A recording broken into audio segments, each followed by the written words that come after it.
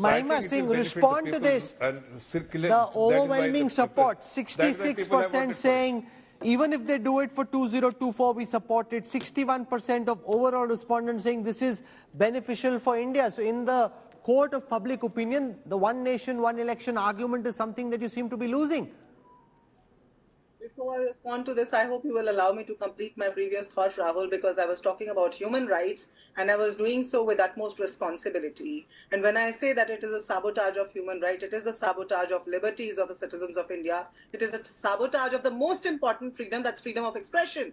When you go out to cast your vote, you're not only casting a vote, it's not merely a vote. All right, today you may be, it may be costing 10 rupees per voter, and it might cost, as per the studies, it might cost 50% less, 5 rupees per voter when you do one nation, one election. But what happens when, right 6 months after being elected, a government is compelled to dissolve due to whatever reasons, and then you know that for the next 4.5 years, the government is going to be in arbitrary exercise of Article 356. You know, the president's rule will be arbitrarily exercised. And the BJP spokesperson here is talking about consensus. He's talking about taking the opposition on board. Here's a government that calls a special session of the parliament without having a dialogue. Here's a government that brings something like one nation, one election without having a regional party on board on its committee, without having representation from the election commission on board on the committee, and having a former president. I mean, a former president has to be non-partisan. President is an office which is non-partisan. But this is a government which wants power in perpetuity. And the people are aligning with the populist concept of that idea, Rahul, coming to the current answer. The people are aligning to the populist sense of this idea, and the detailed, nuances of the idea need to be understood well by the people. It needs to, the people need to be educated on that, No, sure, but in that context, S.Y. Qureshi, from what we are picking up, a 3-year term is being spoken of for the Ramnath Kovind committee. The government doesn't seem to be rushing it either. While they've initiated this debate, got all of us talking, they're actually allowing for this to play itself out, for there to be public consultation, for parties to be consulted, and only then come up with any view. So to their credit, it's not as if they're trying to ram it down, which is what the opposition thinks is happening, but they seem to have a longer term time frame in mind for this. Yeah, actually, I've been saying this all along, because from the day one, Prime Minister has been saying that there should be a national debate. And the debate has been going on. For 10 years, he has not pushed it down the throat. He hasn't. So therefore, the debate will continue as regards the feasibility of 2024 going simultaneously. It's impossible, because we need 3 times the EVMs. We have 20 lakh machines, we need 40 lakh more. And they will require at least 2-3 years or 4 years to manufacture.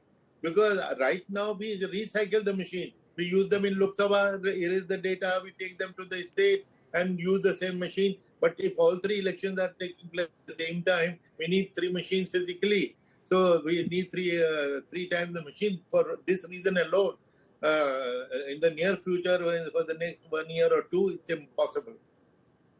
Okay, I'm out of time. I'll get a quick final word from Yashwant Deshmukh. Yashwant Deshmukh, the next step, you see, basically it seems over here, the ability to win the narrative and win the public argument and ride the populist wave, which is how the government's winning the argument with the kind of majority that they are.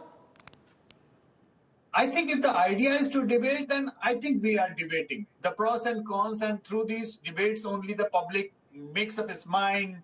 Through the polls, they tell their mind what they are thinking, what they are not thinking. Largely, I think public looks at it a good idea, but public also looks at what the pros and the cons are. I mean, I think it is good to debate. I have one question, Rahul, for Qureshi Saab, which is a practical question, because I want to understand from the law side of the Election Commission. Without changing the laws, will it be, Qureshi Saab, possible for Election Commission to at least take the elections, assembly elections going in the next few months, and the elections which are scheduled few months after the Lok Sabha election, to put them together as a first step? Is it can you start bunching elections? S.Y. Qureshi. The upcoming elections cannot be extended even by a day. Therefore, they cannot be extended to the Lok Sabha election. But Maharashtra and Haryana can be advanced. Haryana can be advanced to coincide with the Lok Sabha elections. That is my next sentence. but the elections which are to follow Lok Sabha, and within 6 months they can be clubbed, and they have always been clubbed. For the last so many years, along with the Lok Sabha, there have been 4 or 5 states going to the poll at the same time. That is the simultaneous election which has been happening, which is what has been analyzed by IDFC. And I would also say that if it is such a desperate need, why don't you ask BJP ruled state to dissolve those state assemblies, and instead of 5, let 15 go to election along with Lok Sabha and see. They might very well do it. I mean, you don't challenge them. They might very well do it. I mean, that's a different thing. But I wanted to understand the law side of it. Now I'm getting a clarity. Okay. That these elections not one day. Not one day extension is possible. You can't delay an assembly election and give that particular chief minister more time than he was elected for, but you can certainly advance the elections.